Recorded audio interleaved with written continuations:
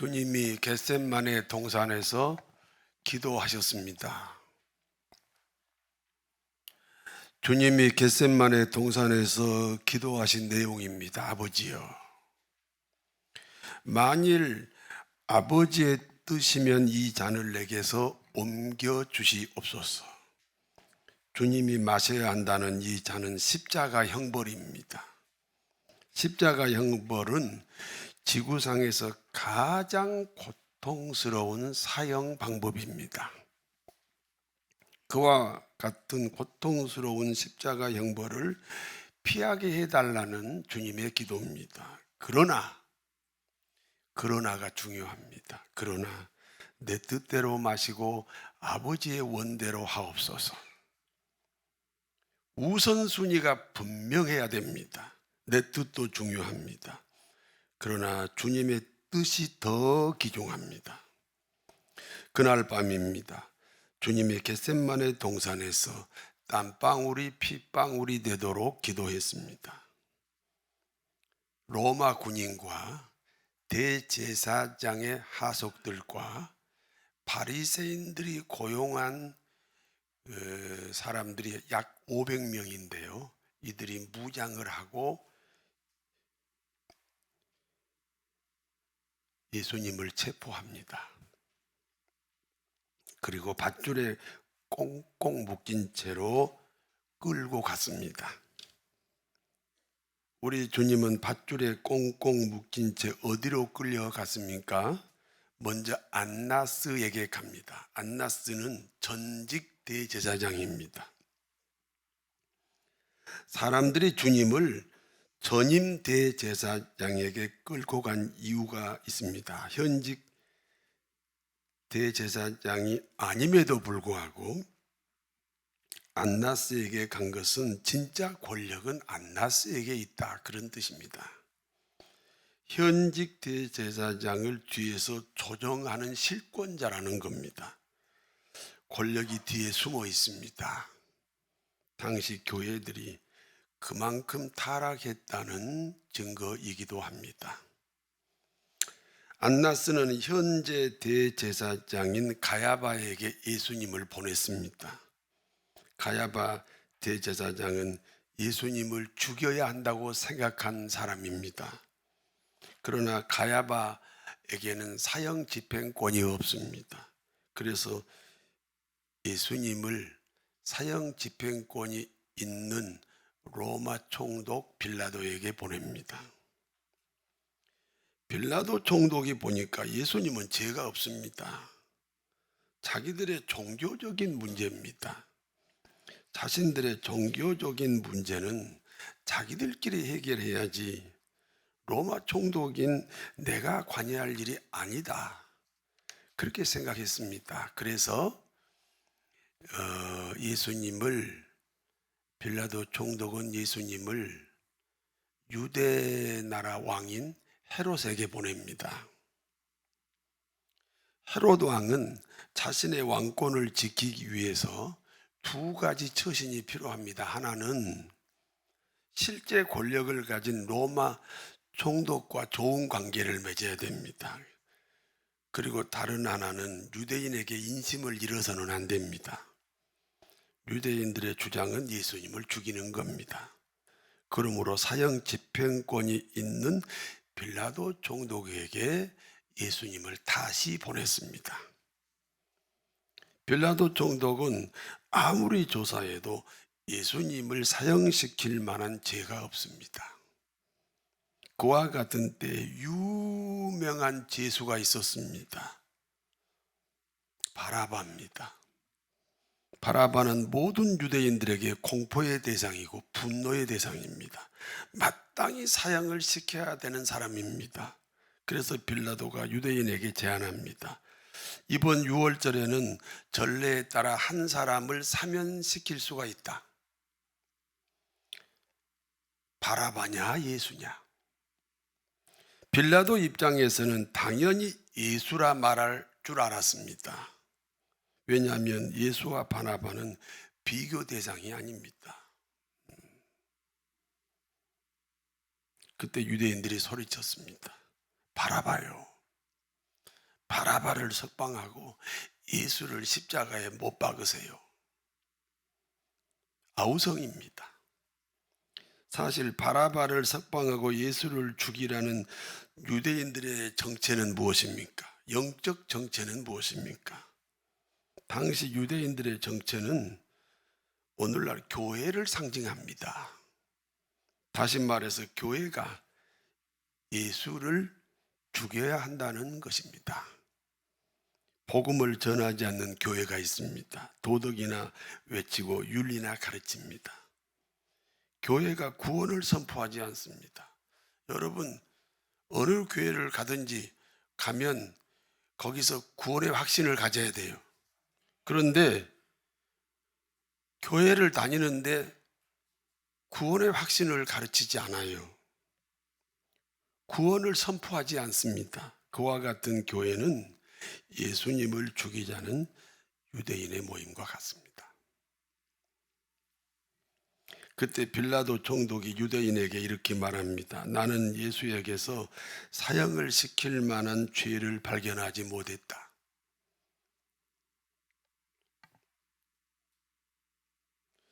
요한복음 19장 12절 말씀입니다.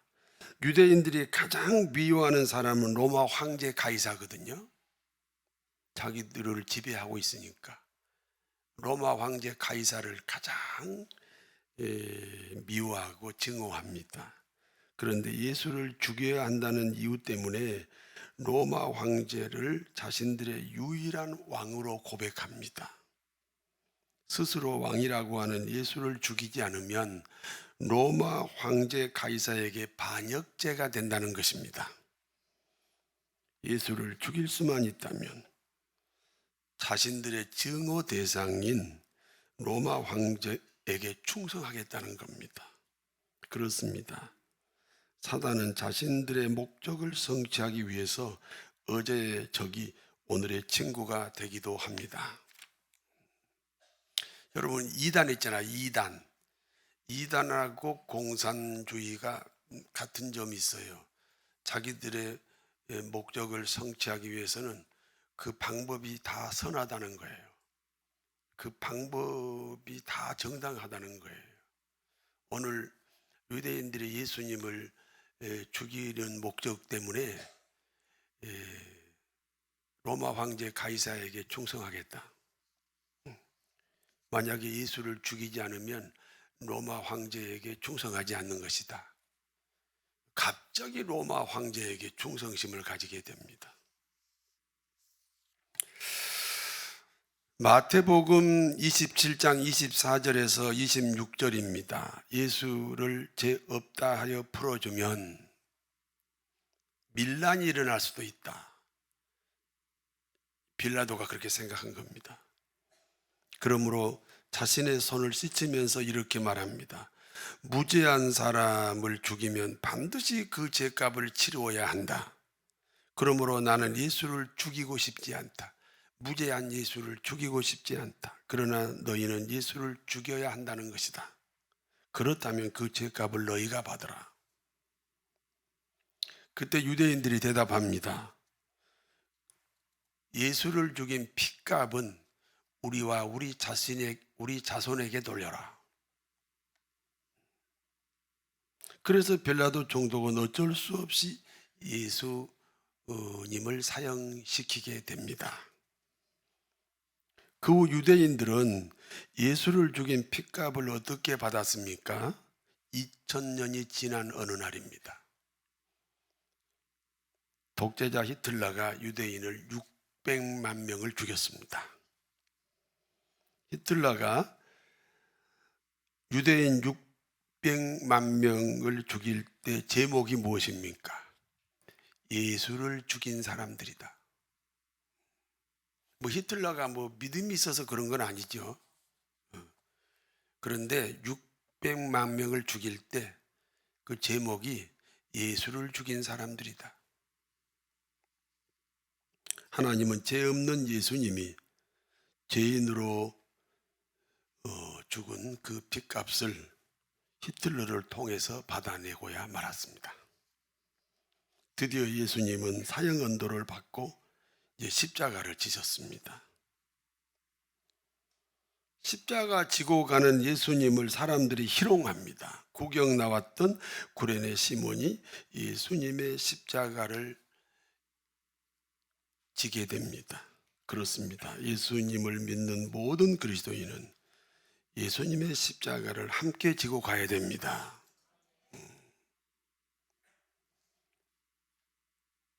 오래전에 하나님이 저에게 환상을 보여주셨습니다. 예수님이 십자가를 지고 가는 현장입니다. 수많은 사람들, 특히 여인들이 울면서 주님을 따라갑니다. 저도 그때 주님을 따라가며 가슴을 치고 울었습니다. 골고다 언덕에 예수님의 십자가에 매달리게 되었습니다. 사람들이 지나가면서 이렇게 말합니다. 다른 사람을 구원시킨다는 예수여, 너 자신이나 구원해보라. 비웃고 손가락질합니다. 침을 뱉고 고개를 흔들면서, 머리를 흔들면서 지나갑니다. 여러분에게 제가 질문하겠습니다. 주님은 전지전능하십니다. 물 위로도 걸어가셨습니다. 죽은 사람도 살렸습니다.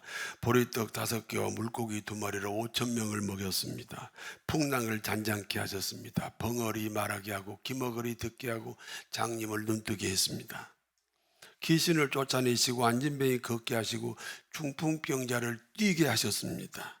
38년 된 병자도 고치시고 12의 혈루증으로 고통당하는 여인의 병도 고쳐주셨습니다. 주님이 말씀하셔서 백부장의 하인의 병이 떠나가기도 합니다. 그렇게 전능하신 예수님이 십자가에서 내려오지 못한 이유가 무엇입니까? 제가 지금 질문했잖아요. 2가지 답을 가르쳐 드려요. 객관식이에요. 첫 번째는 주님은 전능하심으로 내려올 수 있습니다. 그러나 우리의 죄값을 치르시기 위해 참고 내려오시지 않았습니다. 이게 첫 번째입니다. 두 번째는 사람들이 비웃는 것처럼 주님은 무능하셔서 내려올 수 없었습니다. 첫 번째입니까? 두 번째입니까? 아니, 예수님은 전능하신 분이라니까. 그런데 십자가에 매달려 계시잖아요. 우리의 죄값을 치르시기 위해서 내려올 수 있는데 안 내려오셨다. 1번. 사람들이 비난하는 것처럼, 침 뱉고 손가락질하는 것처럼 무능하셔서 못 내려오셨다. 어느 겁니까?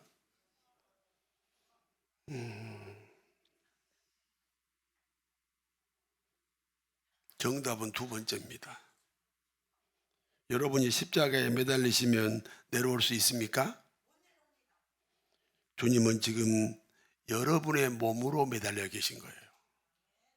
그래서 못 내려오십니다. 그렇게 전능하신 분이지만은 여러분이 거기 매달려 있으면 못 내려오기 때문에 주님도 내려올 수가 없었습니다.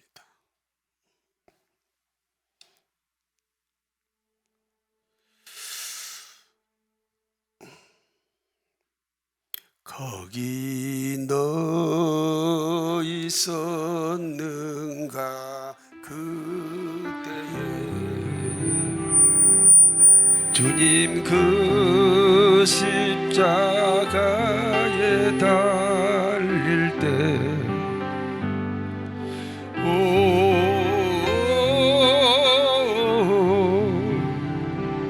때로 그 일로 나는 떨려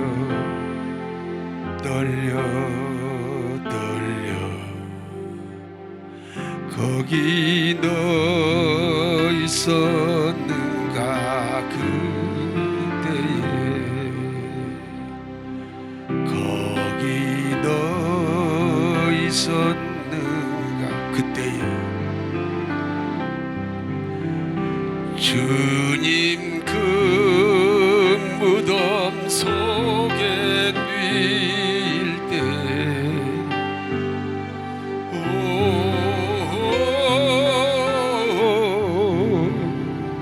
때로 그 일로 나는 떨려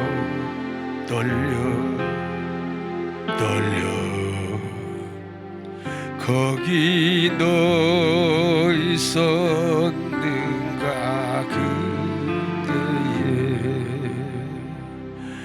거기 너 있었는가 그때에 주님 그 무덤에서 나올 때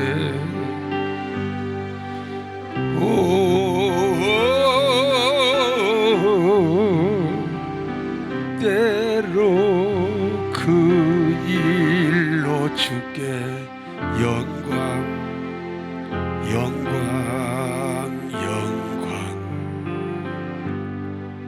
거기 너 있었는가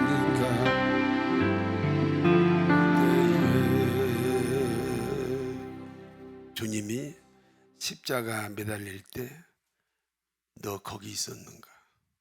주님이 무덤에 누일 때 거기 있었는가? 그래야 주님이 부활하실 때 그때 나도 부활에 동참하게 되는 것입니다. 예수님이 십자가에 달리실 때 좌우편에도 동일하게 십자가에 매달린 강도 두 사람이 있었습니다. 누가복음 23장 39절에서 41절 같이 읽습니다.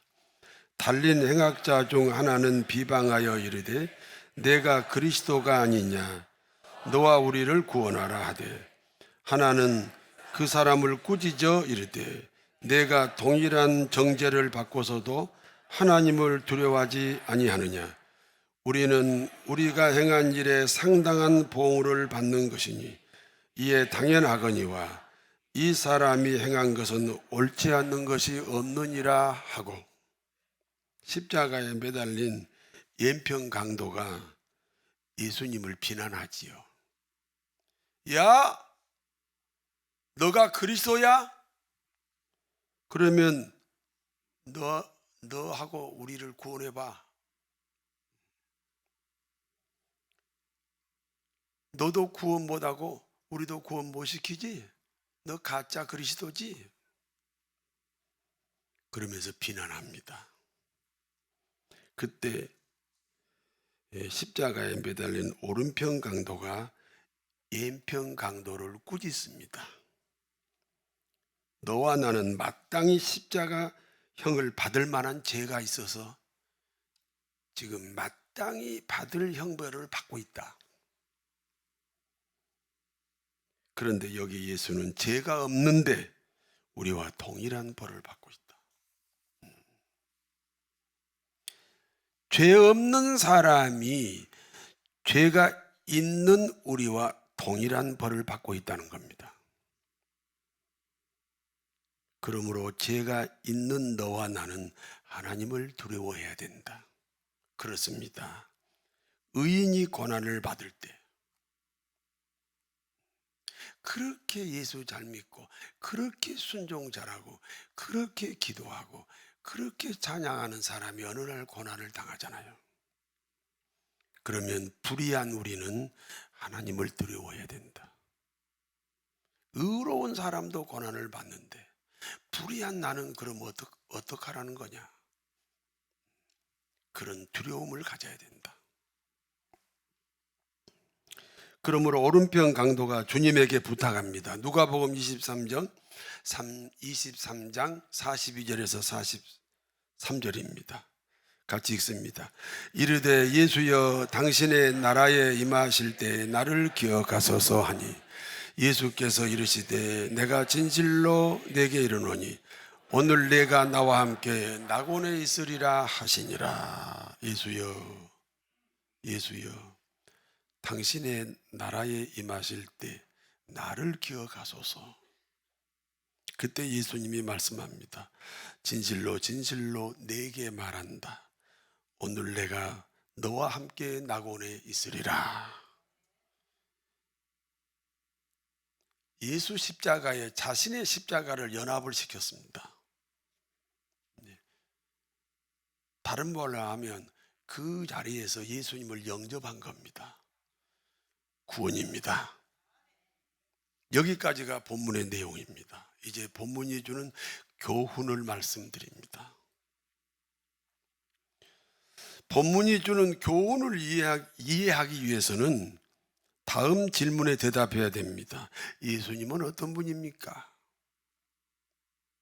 옆에 사람에게 한번 인사해 보세요. 예수님은 어떤 분입니까?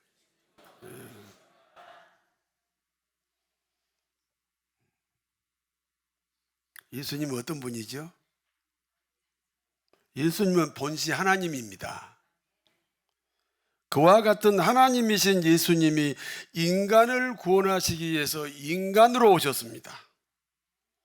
마리아라는 처녀의 몸에서 태어났습니다. 처녀인데 아이를 잉태할 수 있습니까? 하나님이니까 가능합니다. 그리고 10달을 채우시고 아기 예수로 태어나셨습니다. 여자가 낳았으니 사람이지요. 하나님이 인간으로 오셨으니 죄가 없습니다. 고린도전서 13장 1절에서 3절 말씀입니다. 사람이 방언을 하고 천사의 말을 할지라도 사랑이 없으면 소리나는 구리가 되고 울리는 꽹과리가 된다. 그런 말씀이 있습니다. 사람의 방언이 뭡니까? 사람의 방언은 인간이 할 수 있는 최상의 언어입니다. 천사의 말은 뭡니까? 사람의 한계를 뛰어넘는 아름답고 부드러운 언어입니다. 그럴지라도 우리는 보통 방언으로 말하고 천사의 말을 하면 사랑이라고 생각하는데, 그럴지라도 사랑이 없으면 소음에 지나지 않는다. 꽹과리가 되고 소리나는 구리가 된다. 내가 애언하는 능이 있어 모든 비밀과 모든 지식을 알고 또 산을 옮길 만한 믿음이 있을지라도 사랑이 없으면 아무것도 아닙니다. 하나님의 비밀을 알고 세상 지식에 통달했다는 것은요, 탁월한 신앙입니다. 여러분, 예수 잘 믿으면요, 세상 지식에도 탁월해져요.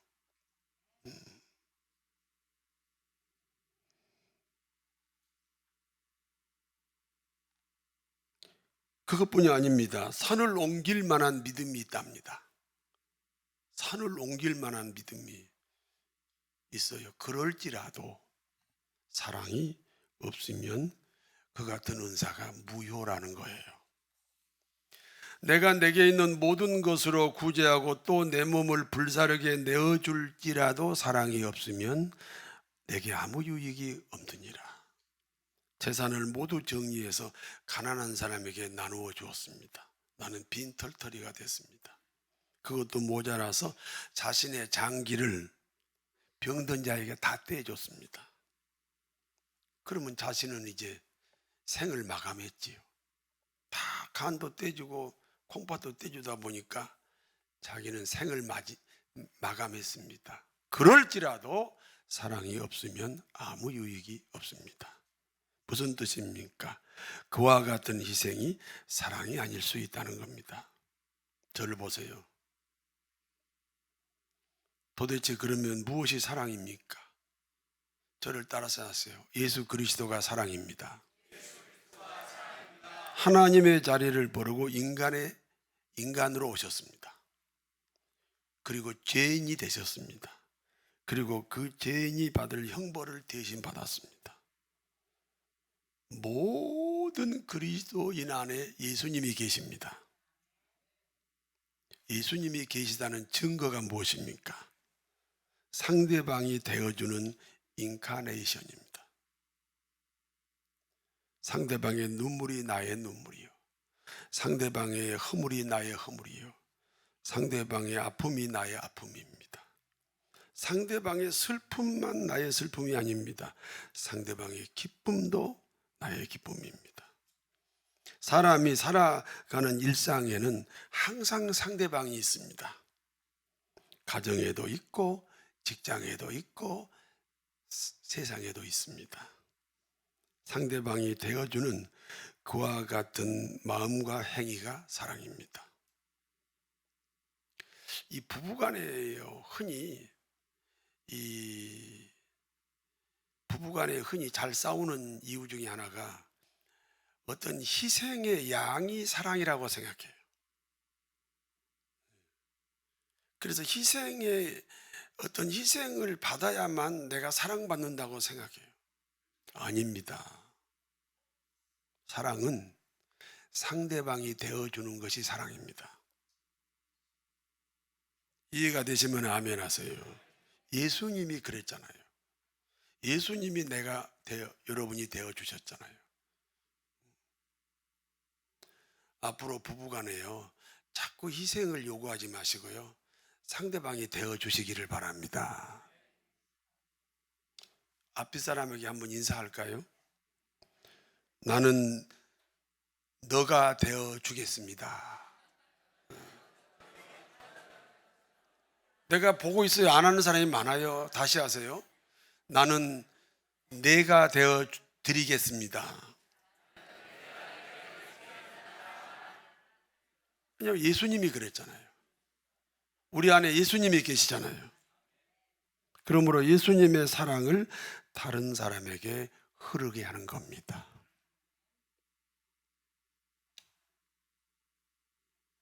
얼마나 살기 좋아요. 내가 네 입장에서 생각하겠다. 언더스탠드. 내가 네 자리에서 살아가겠다. 두 번째입니다. 그리스도인이란 주님을 따라가는 사람입니다.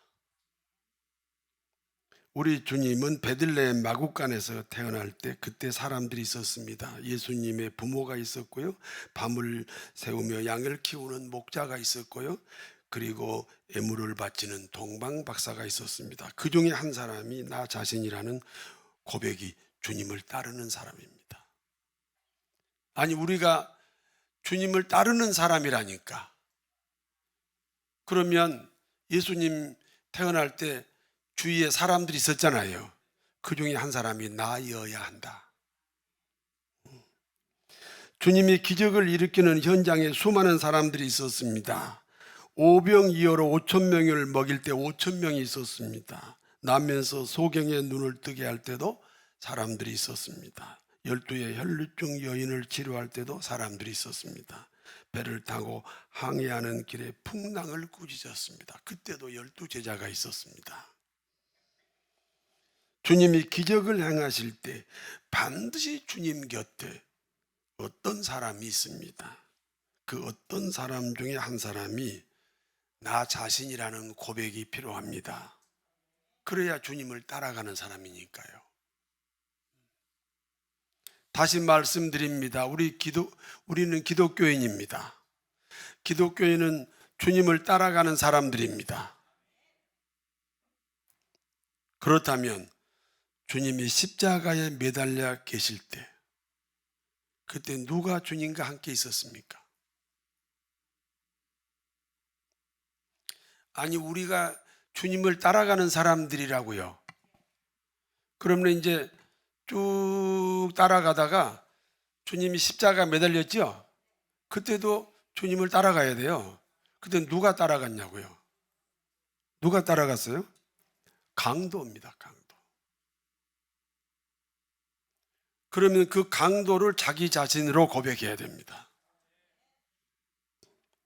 강도는 강도인데 연평 강도는 아닙니다. 자신의 십자가와 예수님의 십자가를 연합시킨 오른편 강도입니다.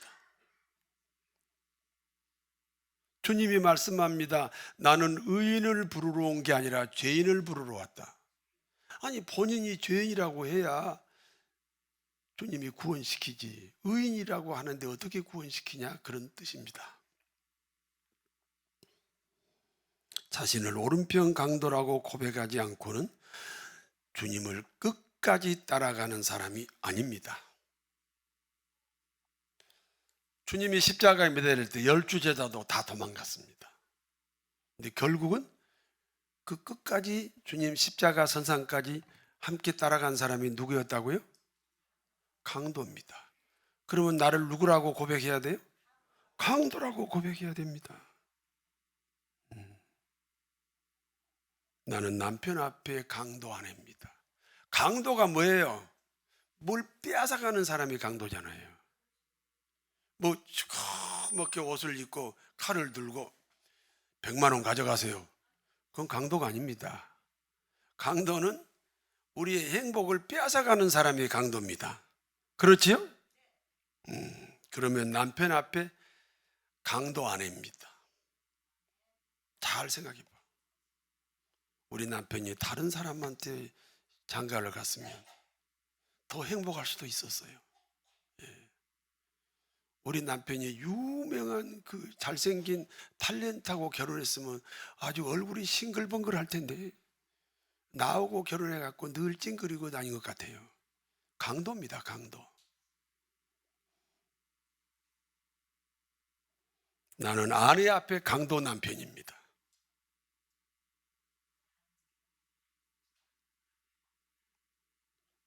우리 아내가 더 좋은 남자한테 시집갈 수도 있었잖아요. 그러니까 내가 강도죠. 남자 여러분 맞아요? 몇 사람만 대답을 해요? 자기 발견이에요 지금. 나는 부모 앞에 강도 자식입니다. 정말 저는요 우리 부모님 앞에 강도 자식이에요. 정말 강도 자식이에요. 나는 자식 앞에 강도 부모입니다. 나는 하나님 앞에 강도 같은 신자입니다. 나는 교회 앞에 강도 같은 교인입니다. 다시 말씀드릴게요. 예수 믿는 사람은 주님을 따라가는 사람이죠. 그러면 십자가 선상까지 따라가야 되잖아요. 거기 따라간 사람이 누구냐고요? 그러면 나도 강도라고 해야죠.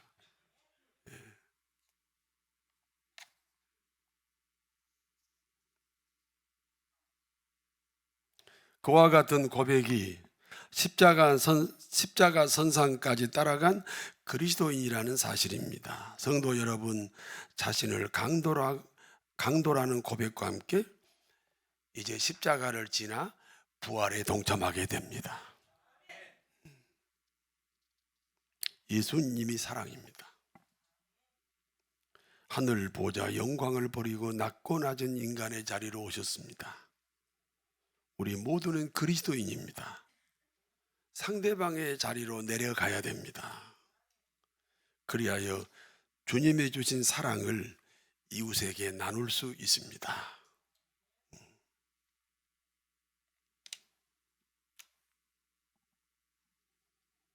특히 부부간에 희생을 요구하지 말고 상대방이 되어주시면 돼요. 그 입장에서 바라보면 됩니다. 우리 모든 그리스도인은 주님을 따라 천국까지 갑니다. 주님이 그랬잖아요. 내가 길이요 진리요 생명이니 나로 말미암지 않고는 천국에 갈 수 없다고 그랬어요. 주님을 따르는 길이 영광의 자리일 수도 있어요. 그러나 십자가 선상까지 따라가는 고난의 길도 있습니다. 지금은 이제 사순절을 지나 내일부터 고난주간입니다. 오늘부터 고난주간입니다.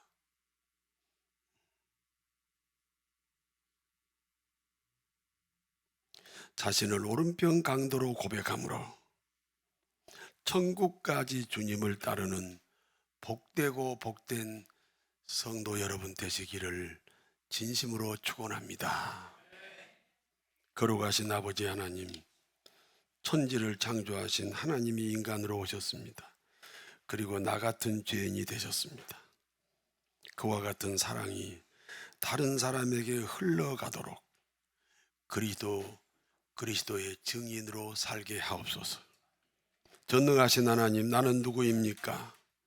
나는 누구입니까? 강도라는 고백과 함께 십자가 선상까지 주님을 따라가는 천국 백성 되게 하옵소서. 그리하여 부활의 자리에 함께 있게 하옵소서. 예수님의 이름으로 기도하옵나이다. 아멘.